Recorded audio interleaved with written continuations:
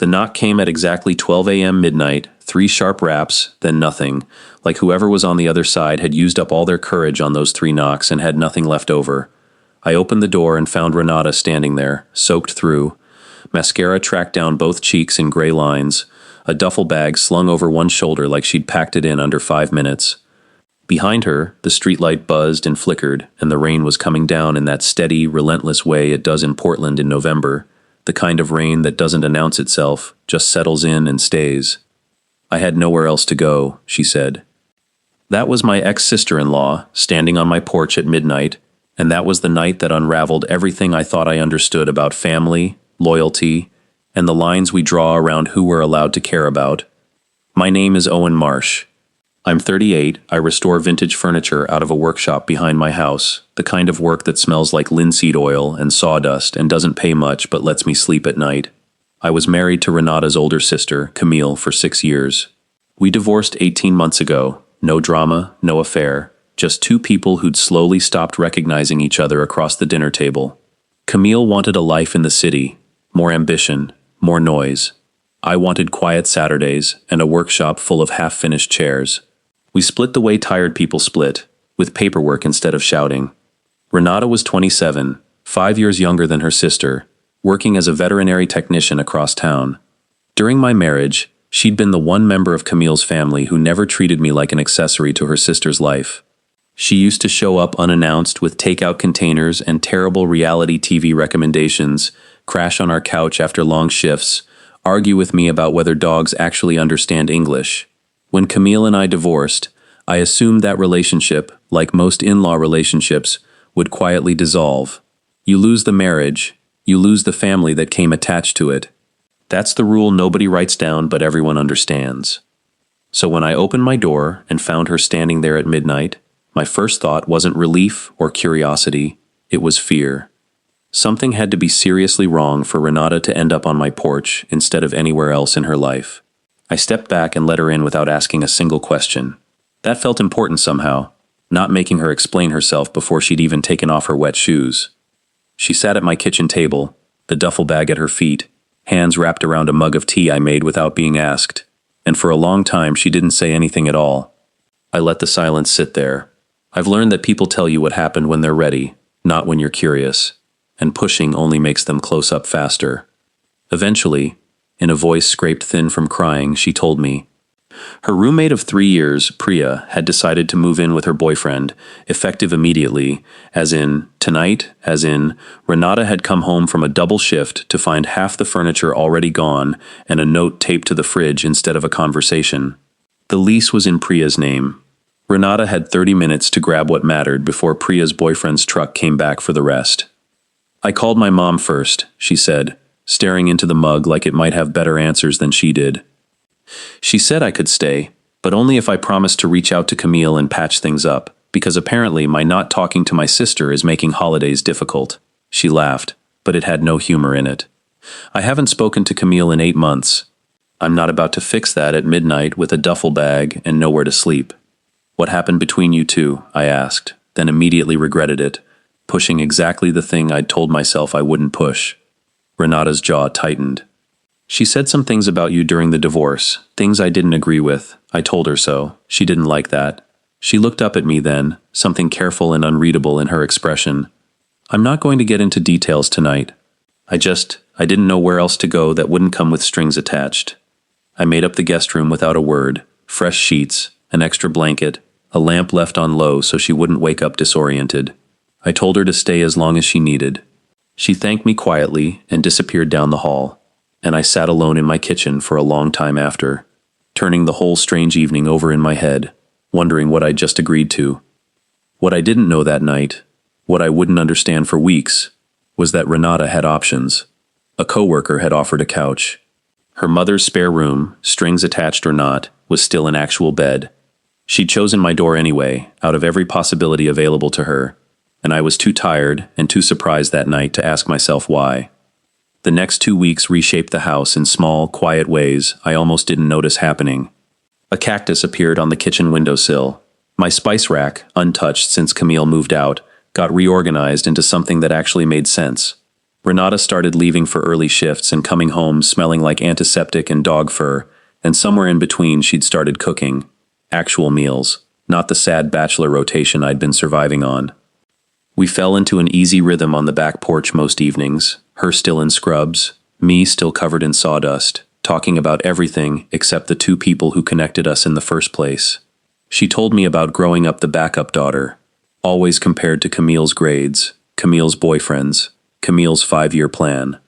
I told her about the first chair I ever restored, a water-damaged rocking chair I found at an estate sale that took me 4 months to bring back to life, and how something about patient, careful work had always made more sense to me than ambition ever did. One night, she told me about the dogs at the clinic, the ones nobody came back for. There was a 3-legged shepherd mix named Biscuit who'd been there longer than anyone else, and every time she talked about him her voice changed, went softer, like she was talking about something that mattered more than she wanted to admit out loud. "Why don't you take him?" I asked. "Because taking him would mean admitting I'm building a life somewhere," she said, and then seemed surprised she'd said it at all. She looked down at her tea like it had betrayed her. "I'm not trying to build anything here, I'm just passing through. That's what this is supposed to be." I didn't push on that either, but something about the way she said it stayed with me for days afterward, turning over slowly in my head while I sanded down old wood in the workshop, half listening for the sound of her car in the driveway. We never mentioned Camille. That became the unspoken rule of the house, and neither of us broke it. Not once, not for weeks. At the end of the second week, I came home to find a small paper bag on the counter, and inside it, a single perfect apple fritter from the bakery 3 blocks over, the kind I'd mentioned once, in passing, weeks earlier, as my favorite thing in the neighborhood. She hadn't said anything about it, just left it there, like a question she wasn't ready to ask out loud. I stood in the kitchen holding that paper bag for longer than made sense, because somewhere underneath the confusion I recognized exactly what it was. Not a thank you, an answer to something I hadn't let myself wonder yet. My neighbor, Mr. Boyd, brought it up first, leaning over the fence one Saturday morning with the particular nosiness of a man who has nothing else to occupy his mornings. "That your new girlfriend?" he asked, nodding toward the house, where Renata's silhouette moved past the kitchen window. "She's my ex-wife's sister," I said. "She's staying here temporarily." Mr. Boyd raised both eyebrows in a way that told me exactly what he thought temporarily meant, and I went back inside more unsettled than I wanted to admit, because the truth was, I'd started looking forward to coming home. Not for the food, not for the tidy kitchen, for the sound of her voice saying, "You're back," when the door opened, like it mattered to her that I was. I lay awake some nights turning it over. Was this loneliness dressed up as something else?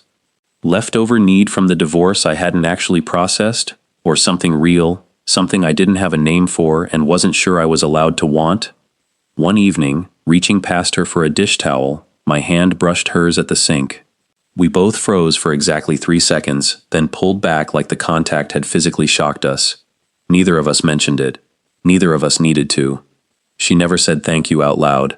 She said it by remembering how I took my coffee, by fixing the porch light that had been flickering for a year, by leaving that apple fritter on the counter without a note, trusting I'd understand exactly what it meant without her having to spell it out. I found out later, from a mutual friend, that during those weeks Renata had told someone, almost embarrassed by her own honesty, "I know how this looks.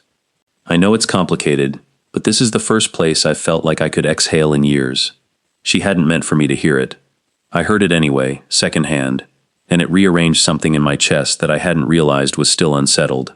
Camille found out on a Tuesday. She showed up at my door unannounced, dressed like she had somewhere important to be right after, sunglasses pushed up into perfectly styled hair, and she didn't bother with hello.